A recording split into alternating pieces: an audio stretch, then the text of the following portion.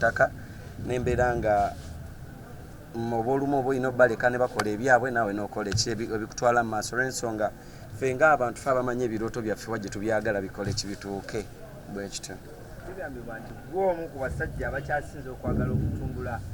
band music naye ate mu kwagala abaana ab'obuwala oli kabaka era tulaba otandikiddeko lwaki totandikidde ku musajja kyenja okugamba tekiri mu kubeera nti kutega bibatu oba kusaba mwana wa buwala kaboozi mb'olyoka omukola ekyoyina omukolera. Nze I'm a focused person, ndi muntu atunudde ewala ennyo nnyo nnyo mu mbeera eyo nga nina ebintu by'endowoozi byensooka otunuulira kati ono maze naye emyaka giri ebiri. Mu myaka ebiri ekindeetedde okubeera nga sibata mu budde kubeera nti empisa bangi be mbadde nabo naye nga bwe bakola ki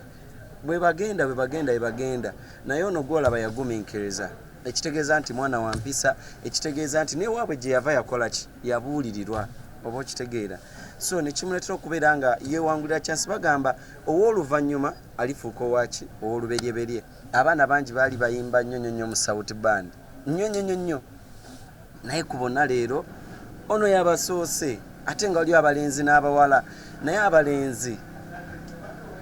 bo balina ekibuli ekyabwe nga bumanyifu abaana ab'obulenzi kati nga ku kyo omuntu eyeetoowaziza gwokola ki gw'osinga okutunuulira so bwe kitonda omutima ne gulonda ye ate era wamu ne Katonda ne destiny ne mubeera ng'esobola omubeeza wano bwe kityo. Kigambibwa nti music wo naye yeetaaga okupushingibwa ate tulaba oleese omuyimbi. Ekyo gwayinza okugamba nti music wange yeetaaga okupushingibwa kuba wemba nga nkyaliwo wemba nga nkyali mu bulamu bwondabamu leero nga kamera zikyasobola okuntunulamu ng'ebakubuuza abayimbi ababiri abasooka e Uganda ng'oggyeko ba legends oba omu asooka ne namba 2 ne namba 3 ne namba 4 kuba pushinga band music I think tosobola kubuusa amaaso ga muntu omu nga omu ebifo 5 mulundi gumu ekyo nkakasa bwe kiri simanyi oba nnimbye bwe kiri naye bagamba consistency ebulamu kyosobola omuyimbi omulungi consistency kiva mu kubeera nga fe abantu tetusobola kukola hit mulina mentality nti hit yekola omuyimbi okubeerawo ng'ayimiridde. Consistency kikijogezako okwogera consistency yenze gw'olaba wano that is the consistency nti olaba nsobola oleeta omuyimbi owokubiri ne mukwatako kitegeeza wendi nyimiridde era ntambula oba okitegeera bwe kityo nti ne bandi weeri mugimanyi South Band which kind of consistency eyo gy'owulira gy'oyagala okunoonya endala esinga kino. Kakati nkugambeyo ekintu kimu mukulu tayaba kubanga naye alina mentality efaanagana ng'eyiyo oluusi kyandibadde ate kibi nnyo kitegeeza tubali tujja kukwata ku balala oba okitegeera amaanyi ge yateekawo ye okubeera nga atufuula kye tuli goza singa ali luddawa. Anti bagamba mwami Lutayo genda okubeera nga abayambako yali amaze okwetengeera nga muyimbi wa maanyi.